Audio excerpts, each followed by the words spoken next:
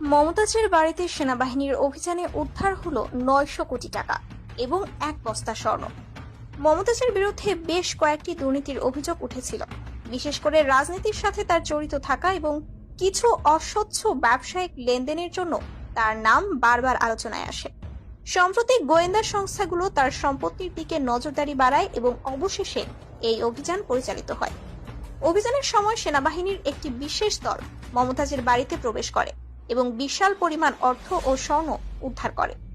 উদ্ধার হওয়া টাকা এবং স্বর্ণের বাজার মূল্য প্রায় ৯০০ কোটি টাকা। এমন বিপুল সম্পদ কোথা থেকে এলো, এর পেছনের রহস্য কি?